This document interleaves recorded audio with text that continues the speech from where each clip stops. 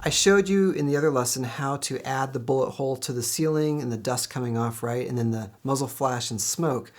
But there's another piece to this scene. The cavalry soldier, after he shoots the ceiling, is continuing to look and listen, right? And we show a moving POV shot of the ceiling. So adding a bullet hole to a still ceiling is one thing, but how do you add the hole and then make it move with the moving shot? Well, the good news is it's not too difficult. Let's see how it's done. The tool we're going to use in Fusion is called a Planar Tracker. So I'm just going to click out in the open, Shift Spacebar, Planar. Planar Tracker is the one, add, and hold Shift down and drag this in. Okay, what this is going to allow us to do is track the movement in this shot, and then with that tracking information, we can tie any asset to it. So let's do this. This is a pretty shot in your movement. This is a pretty even movement, so anywhere would work, honestly. So I'm just going to leave it somewhere in the center, and then over here on the right, I'm going to click Set by Reference Time. Now I'm going to just click and draw a square. I want to include these beams and some other roof particles just to make tracking pretty accurate. There we go. Now over here on the right under Pattern, Motion Type, hit the down arrow. Perspective is the most advanced. Translation, for example, just tracks basic X, Y coordinates, whereas each of these begins building more like rotation, scale, etc. Perspective, I think, is a combination of all of that. Let's just use perspective. It's probably overkill, but whatever. Now, the next thing we do is we click Track Forward. And then up here, click Go, and it's going to go back to our set point, and then track backwards. And now that we've done that, click on Create Planar Transform. Here we go. Here's that tracking information. What's next? We need to bring in our asset. I already have my media pool open. Here's the bullet hole in the wood. I'm going to drag it in. If I wanted to see if that's it, I can drag it up here, drop it in. Yep, that's it. What's another way I could have done that? I could have right-clicked, said View On, Right View. Or I could have clicked this second dot. If I click the first dot, it's left view, but I'm only in the single right viewer right now. If I click that, we'll see it. And then remember, tilde, we'll remove it. Let's set these back, go back to single viewer, and now I'm just going to drag the out in to get a merge node. Again, we're back to a Canon size hole. To fix this time we're not going to use merge. We may have used a transform last time just to show you as an example, but a merge with this type of movement might give you issues. So click on your media. In fact, let's rename this, and then Shift Spacebar, Transform. We want Transform XF, add that in. And we're going to need a color corrector, so let's just add that too. I'm going to put the color corrector under the bullet hole. It probably doesn't matter. There we go.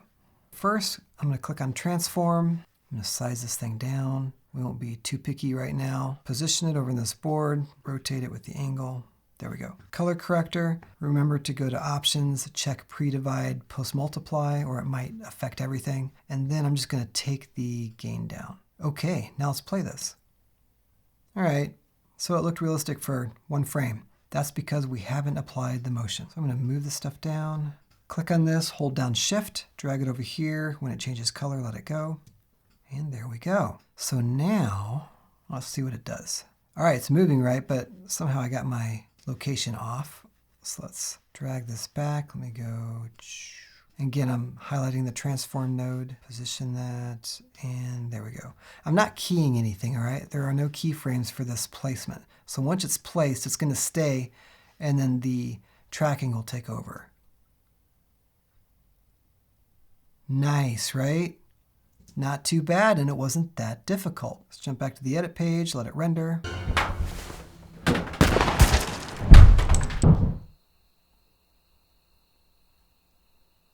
So there we go, pretty cool, right? Fusion is really amazing, and doing these things isn't too complicated once you actually do it and just get used to terminology, how Fusion works, etc. If you're an aspiring filmmaker, you should check out my online film school, Write and Direct, writedirect.co. Because if you came to me right now and said, hey, I want to make movies, what should I do? I would say one thing. You need to learn the craft from development through post-production, but learn it for very little money spent. And that's going to do two huge things for you. Number one, as a starting out director, you've got to know how to do everything, because unless you have thousands of dollars in the bank to pay crew, you're going to be waiting on people to help you. And that's not a good plan to move forward. You need to be able to push the needle on your career so that if your gaffer doesn't show up, because they got a paid gig, you know how to light, etc. So I teach you everything. From development through pre-production, production, and post-production, you will learn how to do it all.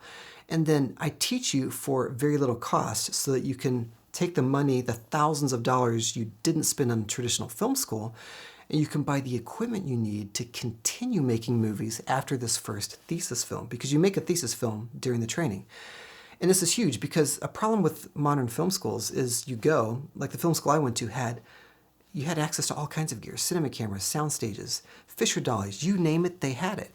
But the problem with that is when you graduate, you lose access to all that gear. So you're on the streets of LA, you may have been a directing major, so you've got a thesis film, but then that's it. And the film industry doesn't care about that. You have to continue making movies, but it's on your dime, all right? So my goal is to help you realize your dreams faster than I did, because if you don't plan for those expenses, you can put years of delay into your pursuit of the craft, and I don't want that to be you. WriteDirect.co, check it out. I hope to see you there, and if not there, I'll see you on the channel very soon.